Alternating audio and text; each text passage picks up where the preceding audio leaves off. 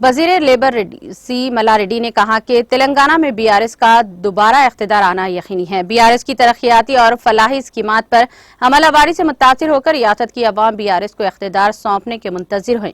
रियासती वजीर मल्लारेड्डी ने जिले मेडचल के गटकेसर मंडल के चौधरी गुड़ा ग्राम पंचायत के हुदूद में वाक़े बूथ लेवल कमेटी इजलास में मेहमान खुसूसी शिरकत की।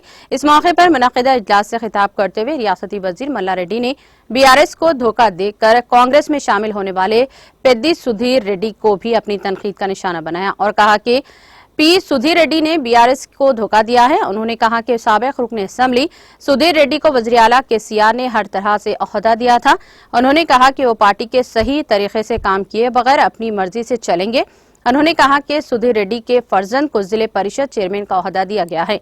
रियासती वजीर ने कहा कि जब सुधीर रेड्डी रुकन असेंबली थे तो उन्होंने मेडचल हल्के में ठीक से काम नहीं किया था, इसलिए इन्हें टिकट नहीं मिला है और मुझे दे दिया गया। उन्होंने कहा कि मल्लारेड्डी के रुकन असेंबली मुंतखब होने के बाद ये हल्का तेजी के साथ तरक्की की राह पर गामजन है।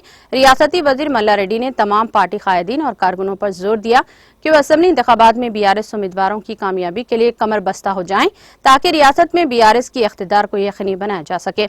बीआरएस इस प्रोग्राम में मल्लारेड्डी, हेल्थ सिटी चेयरमैन भद्रा रेड्डी, बीआरएस मंडल पार्टी के सदर एन रमेश, जनरल सेक्रेटरी के रेड्डी, मुख्तलिफ देहात के सरपंचों, अहम कायदीन और कारकुनों ने बड़ी तादाद में शिरकत की।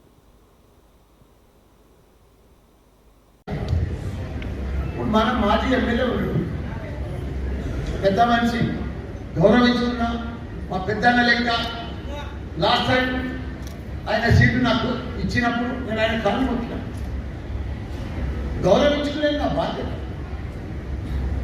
కానీ ఆయనకి ఎందుకు సీట్ ఇవ్వలేదు, నాకెందుకు ఇచ్చింది డిస్టర్బ్ చేయలేదు కదా. ఆయనకు సీట్ ఇవ్వలేదు కేసీఆర్ గారు, ఆయనకు 5 ఏళ్ళు ఎమ్మెల్యే ఇచ్చింది కదా. వేరే పార్టీలు అయితే గెలుస్తున్నాను, ఆయన బీఆర్ఎస్ పార్టీలో కేసీఆర్ పార్టీలోకి వచ్చి గెలిచి ఎమ్మెల్యే అయినా నీ జీవితంలో నువ్వు సరిగా పని చేయకపోతే నీ బీఫామ్ నీకు ఇవ్వకుండా నాకు ఇచ్చింది. అదే మాదిరిగా నిన్ను ఖాళీ పెట్టొద్దని చెప్పి నీ కొడుకుకు జిల్లా పరిషత్ చైర్మన్ ఇచ్చింది.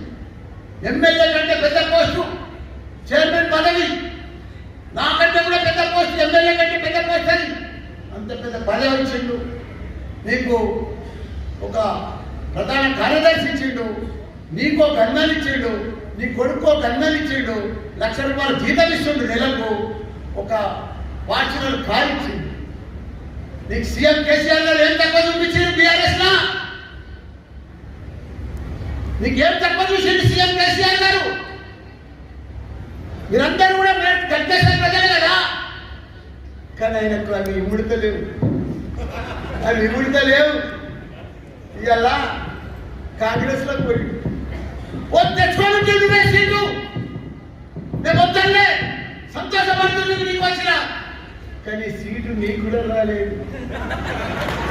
కాంగ్రెస్ లో రేవంత్ రెడ్డి సొంత బంధువు, రేవంత్ రెడ్డి భార్య నాకు మాట్లాడుతుంది, అయినా నువ్వు సీట్ తెచ్చుకోలేకపోతే ఎందుకు పోయినట్టు వాళ్ళకు? దేనికోసం పోయినావు? ఏం ఉద్ధరించాలని పోయినావు? పోయినావు పో, మాకేం ఇబ్బంది లేదు. కానీ దయచేసి నీకు 30 ఏళ్ళ రాజకీయ భవిష్యత్తు ఉన్నది, మంచి ఎక్స్పీరియన్స్ ఉన్నది. నాకంటే ఎక్స్పీరియన్స్ లేదు రాజకీయంలో, నాకు తెలియని పని కూడా రాజకీయం. ప్రజలకు పని చేసేది ఒకటే తెలుసు, నాకు రాజకీయం తెలియదు. కానీ నీకు అన్ని తెలుసు. నువ్వు పార్టీ మారుతున్నావు, నీ కొడుకుకు రేవంత్ రెడ్డితో కాండువా వేయించావు, మరి ఆ జిల్లా పరిషత్ చైర్మన్ రాజీనామా చేయాలని ఆ గన్మెన్ వాపసు పంపించాలి, ఆ కారు పంపించాలి, ఆ గన్మెన్ పంపించాలి. అది పెద్ద మనిషి లక్షణాలు. 10 మందికి చెప్పేటోడు, 10 మందికి బుద్ధి చెప్పేటోడు, 10 మందికి పెద్దరికం చేసేటోడు, 10 మందిలో ఎక్స్పీరియన్స్ ఉన్నదంటావు, పెద్ద పెద్ద మాటలు చెప్తావు. మల్లారెడ్డికి ఏం తెలియదు, వాడు అవులగాడు అంటే నువ్వేంటి దోచుకున్నట్టు నువ్వేం చేసినావు? 5 ఏళ్ళు ఎమ్మెల్యే ఉన్నప్పుడు నువ్వేం చేసినావు? 1 గంట దాకా ఇంట్లో ఉండాలి, ఆడికెళ్ళి మరక పెట్టుకోవాలి, ఆడికెళ్ళి పోస్ట్ పోవాలి. ఇదా ఎమ్మెల్యే చేసే పని? ఇదా నువ్వు ఎమ్మెల్యే చేసే డ్యూటీ? ఇక్కడ మేము ఎమ్మెల్యే అయిన రెడ్డి కరోనాలో కూడా కళ్ళగా ఒత్తులేసుకొని కడుపు చంపుకొని కరోనా వచ్చినా ప్రజలు ఇబ్బంది పడుతున్నారని చెప్పి వాళ్ళకు బియ్యము పప్పులు నూనెలు అన్ని పంపిణీ కార్యక్రమం చేసుకుంటూ మేమందరం ఒక్కనాడు నిద్రపోలే ఒక్క వాన్ చేయలే. ఇవాళ నువ్వు ఆ జంగయ్యలో అమ్ముడు పోయి ప్యాకేజ్ మాట్లాడుకొని నువ్వు పోయి పెద్ద పెద్ద మాటలు మాట్లాడతావు నా మీద. చూపి నేను ఏదైనా తప్పు చేస్తే చూపి, ఏమైనా కబ్జా పెడితే చూపి, ఎవరితోనైనా లంచం తీసుకుంటే చూపి, ఎవరితోనైనా పర్సెంటేజ్ తీసుకుంటే చూపి, ఏమైనా ద్రోహం చేస్తే మోసం చేస్తే చూపి. నీకు తమ్ముంటే చూపి. నేను నా సొంత పైసలతో రోడ్లు వేపించాను.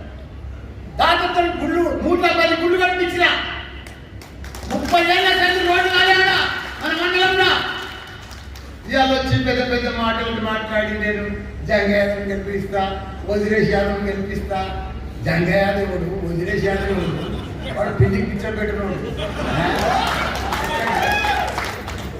ఇదా నువ్వు చేసే రాజకీయం? ఇదా నీ పెద్ద మనిషితనం? నేను ఎవరు అడిగేటోళ్ళు లేడా? నీకు ఎవరెవరు చెప్పేటోళ్ళు లేడా? నీకు ఎవరు తినవు కదా, అంత నీకే తెలుస్తా అంటావు. అంత పటేల్గిరి, అంత దాదాగిరి, అంత పెద్ద పటేల్, పెద్ద పైల్ ఆడ మాలి పటేల్, భీష్మ పటేల్ లెక్క ఏ పెద్ద దొర. ఏం దొరనే ఏం చేసినావు నీ ఊర్లోనే? మా శివాజీ సిగ్గు తీస్తుంది. సిగ్గు. ఇప్పుడు తమ్ముంటే చెప్తున్నా, ఆయన ప్రతాప్ సింగారంలోనే ఆయన కంటే ఎక్కువ ఓట్లు చేస్తాడు.